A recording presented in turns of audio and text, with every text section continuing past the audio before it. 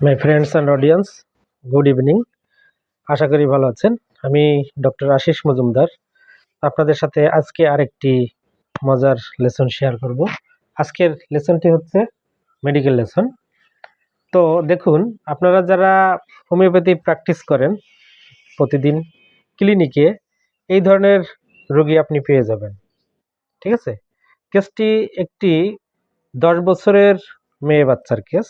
সমস্যা হচ্ছে রাতে ঘুমের মধ্যে দাঁত কাটে, মানে রাতে ঘুমের মধ্যে দাঁত কাটে এবং বেড ওয়েটিং যেটাকে বলে, মানে বিছানায় প্রস্রাব করে।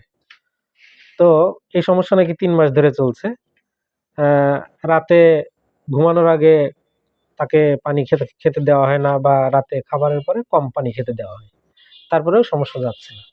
এবার দেখুন, বাচ্চাটিকে যখন তার মা আর বাবা একসাথে নিয়ে আসলেন ক্লিনিকে, ঢোকার সাথে সাথেই আমি কিন্তু অবজারভেশন শুরু করে দিলাম।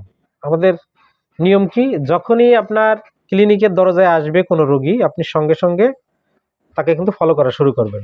সব থেকে ভালো হয় যদি আপনি একটা সিসি ক্যামেরা লাগাতে পারেন দরজার বাইরের দিকে, অর্থাৎ ওয়েটিং রুমে, এবং ভিতরে আরেকটা। তো যাই হোক, আমি অবজারভেশন শুরু করে দিলাম। তো কি হলো, মেয়েটি আসলো, মা আর বাবা এক পাশে বসলেন, মেয়েটি এক পাশে বসলেন।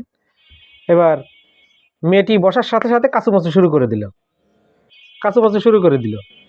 এবং আমি যখন কোনো কিছু জিজ্ঞেস করলাম, সে শুধু এদিক ওদিক ঘুরে এদিক ওদিক তাকাচ্ছে, আমার চোখের দিকে তাকাচ্ছে না, আমার মুখের দিকে তাকাচ্ছে না, শুধু কাচুমাচু করছে আর লজ্জা পাচ্ছে। এবার এরকম কিছুক্ষণ যখন পার হলো, মা এবার জোর করে তাকে আমার কথার উত্তর দিতে বাধ্য করলো। এই ডাক্তারবাবু তোমাকে এত কথা বলছে, তুমি কিছু বলতে পারো না বুঝি, তাই না? এই মা যখন বললেন, এই কান্না শুরু হয়ে গেল। কান্না শুরু হলো তো হলোই, আর থামাথামি নেই। This is the case. এবার এই কেসটিকে আমরা কিভাবে সমাধান করব, আসুন। তো কি হলো, অবজারভেশনে প্রথমে দেখলাম মেয়েটি ঢুকেই একটু কাচুমাচু শুরু করে দিল, এবং তার ভিতরে একটু লাজুকতা বোঝা যাচ্ছে। আমি যদি কোনো প্রশ্ন করি, প্রশ্নের উত্তর দিচ্ছে না, শুধু এদিক ওদিক তাকাচ্ছে। মা তাকে বাই ফোর্স তাকে আমার কথার উত্তর দানে বাধ্য করলো। বলার সাথে সাথে যখনই বললো যে এই ডাক্তার আঙ্কেল এত কথা বলছে, তুমি উত্তর দিতে পারো না বুঝি, এই কান্না শুরু করে দিল। এই কেসটিকে আমরা কিভাবে ভাবতে পারি? তো দেখুন, আমরা আমাদের যে অবজারভেশন, আমরা যারা মাইন্ড টেকনিক করি, আপনারা জানেন আমাদের একটা বড় গ্রুপ যারা এসএসএমটি স্কুলের সাথে যুক্ত আছেন, হোমিওপ্যাথিক মাইন্ড টেকনিক। তো আমাদের ট্রিটমেন্ট সিস্টেমটা একটু ভিন্ন। মানে সেটা হলো কি, আমরা প্রথমে মেন্টাল স্টেট নিয়ে রোগীর ভিতরে ঢুকে যাব, তারপর সেই অনুযায়ী আমরা তার মেন্টাল স্টেটগুলো ডিকোড করে যে মেডিসিনে পৌঁছানো যায়, আমরা রেপার্টারি দিয়ে আমরা সেখানে চলে যাই।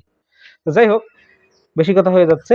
তো এই বাচ্চাটির ক্ষেত্রে আমরা কি ধরেছিলাম, এর অবজারভেশনে, মানে আমাদের অবজারভেশনে কি আসলো, মেয়েটিকে প্রথমেই লাজুক মনে হলো এবং কথার উত্তর দিতে সে একটু ভীরুতা বা টিমিডিটি দেখাচ্ছে। তাহলে আমরা এখানে একটা rubric to mind, timidity public about appearing in talking public to. কি বললাম?